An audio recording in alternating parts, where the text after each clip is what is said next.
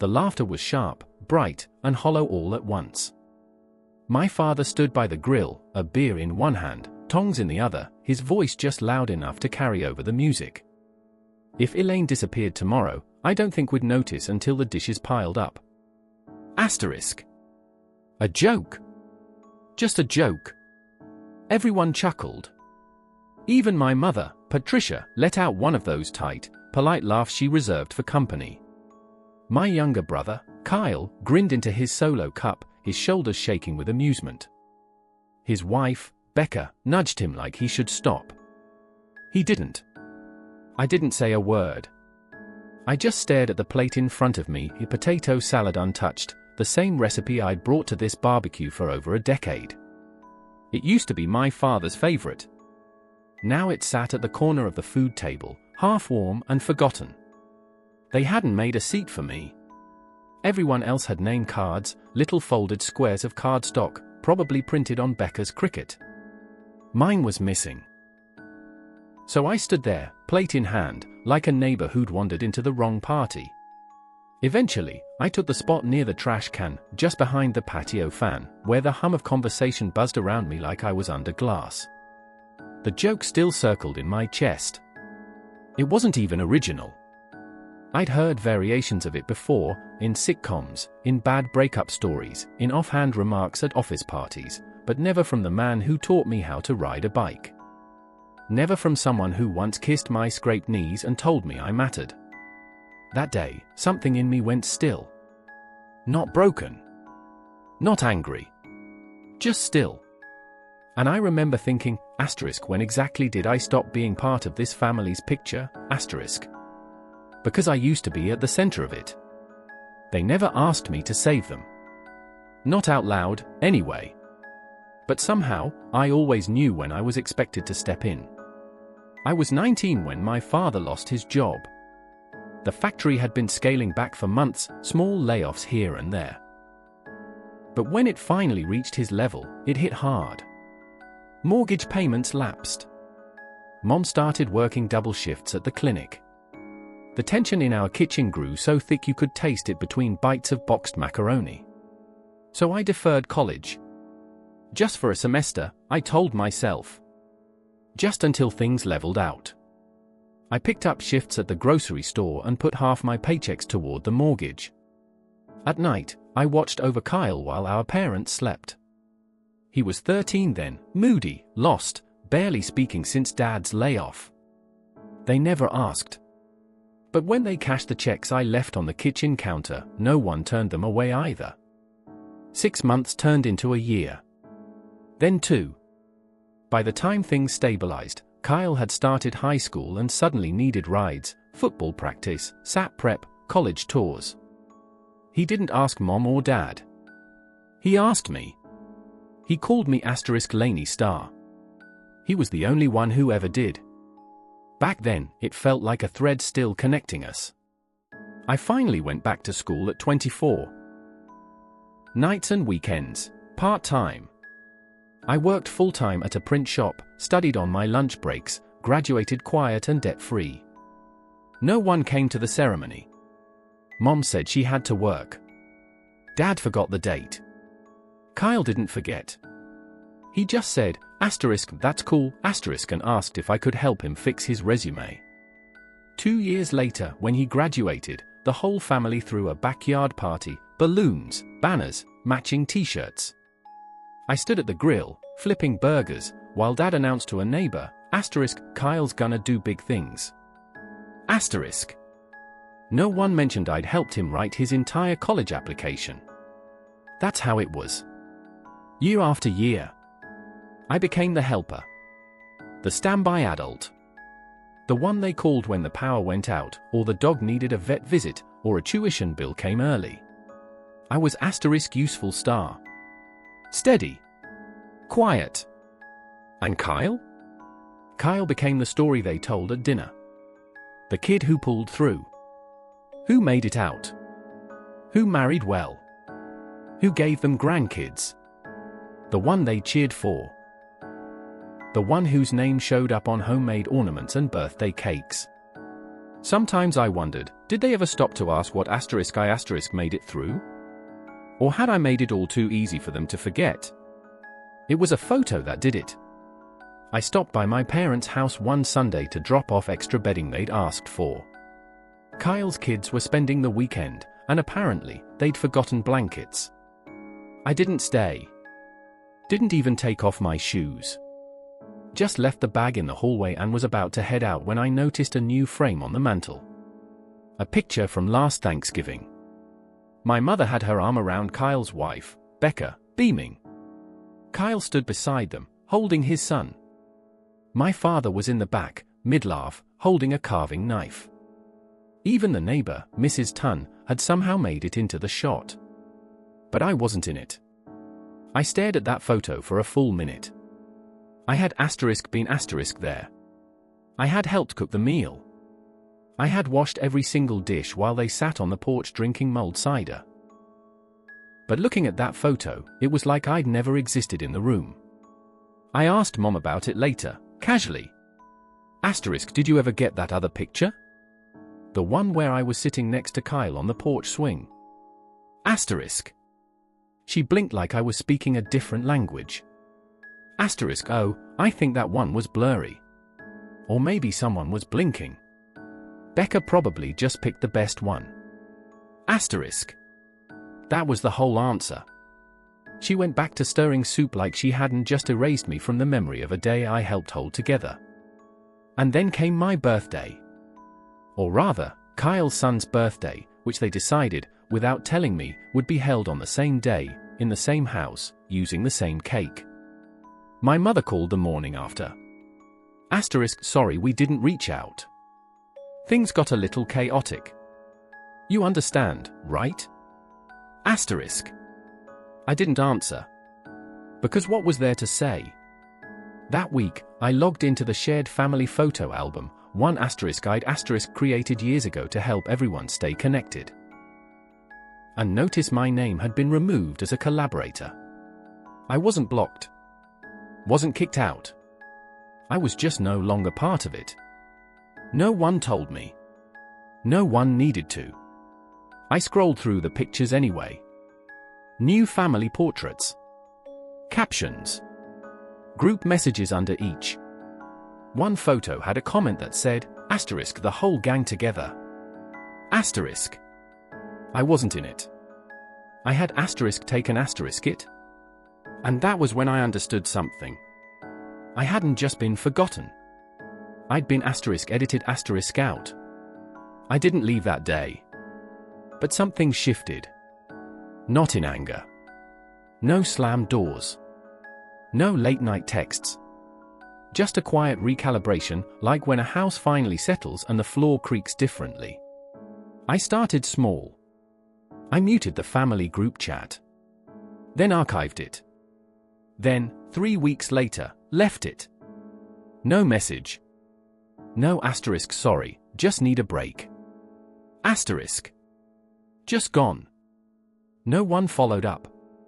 I unshared my calendar from the family's planning board, the one I'd created years ago so we could stay on top of each other's lives. I figured it wasn't needed anymore. No one had checked it in months. Then I opened a new business email. Moved my biggest clients there. Told them I'd be scaling down my design work for personal reasons. Most didn't ask. The ones who did accepted my answer without pressing. People can feel when you're slowly pulling away. Some respect it. Family rarely does. The only thing I kept was the garden shears. It sounds silly, I know. But that day at the barbecue, right after the joke, my father had handed them to me and said, go trim the dead stuff around the roses. I did. I spent 20 minutes on my knees, clipping back dry branches while everyone else drank and laughed. Later, when I went to toss them back in the shed, I paused. Then I wiped the blades clean, wrapped them in an old towel, and put them in the trunk of my car. They were the last thing he handed me. The last thing I accepted from that house. After that, I rented a small storage unit in a nearby town, cash only. I boxed up the essentials, birth certificate, tax records, a few clothes, some photo albums I didn't trust them to keep. I labeled the boxes in vague terms, *office. Seasonal. MISC. I opened a new bank account under my middle name. Switched pharmacies. Changed my mailing address to a P.O. box. Nothing sudden. Nothing dramatic. But if you looked closely, you'd have seen the outline of someone fading. I didn't want a confrontation. Wasn't looking for a moment. I just needed enough distance between me and the next inevitable hurt. And in those final weeks, as I moved through their house, helping clean up birthday parties I wasn't invited to, doing dishes no one thanked me for, I kept waiting. Not for an apology. Just for someone to notice I was leaving. But no one did. It started with a phone call I didn't answer. Then another. Then a string of texts from my mother, each more clipped than the last.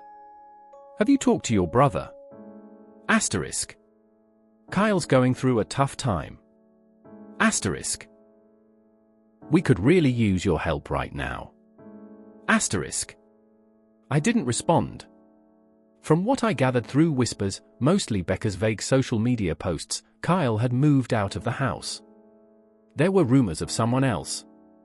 A coworker. Maybe two. Becca changed her profile picture to just her and the kids. The wedding photos disappeared. The comments stopped being cheerful. Then came the calls from my father. He didn't use emojis or exclamation points. Just short sentences that sounded like commands pretending to be questions. You free to talk this week? Asterisk. Could use some advice. Asterisk. Things are complicated. Asterisk. I ignored them too. Because by then, I already knew, not the details, but the asterisk shape asterisk of it. I could feel the panic under their words, the slow unraveling of a story they built around someone else, a version of the family that worked as long as I stayed quiet. And Kyle looked asterisk shiny star. But Kyle wasn't shiny anymore. He'd opened a side project a year earlier. Some kind of real estate thing. Asterisk family-backed, asterisk my father had said proudly at Christmas. I remember watching Kyle hand out branded pens to relatives like it was a Fortune 500 launch. What they didn't know was that he borrowed against their home equity. Her dad signed some temporary bridge documents under the pretense of better loan terms. He drained their savings, overextended credit lines, and disappeared just as the numbers caught up. And now? Now the bank was circling. The house was at risk. Their retirement was slipping. Their perfect son had put them at the edge of foreclosure. That's when they really started calling. I didn't block them. I just watched star. Watched the voicemails stack up. Watched the emails go from confident to desperate. Elaine, we didn't know. Asterisk. This isn't your brother. He's just lost right now. Asterisk. We need to come together as a family. Asterisk. The irony wasn't lost on me. For years, they built a home on my silence. Every meal I cooked, every bill I helped cover, every word I swallowed so Kyle could be louder, shinier, more celebrated. And now the house was caving in. And I was still outside, standing in the dark. Sometimes, I imagined picking up the phone. I even drafted responses. But every time, I'd hear that voice in my head, my father's, that day at the barbecue. If Elaine disappeared tomorrow, asterisk.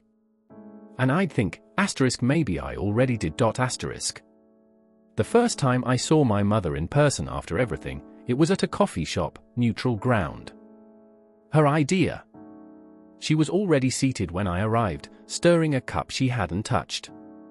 The second she saw me, she smiled like nothing had happened. You look tired, asterisk, she said. Asterisk, are you eating enough? Asterisk. Not asterisk, I'm sorry. Asterisk.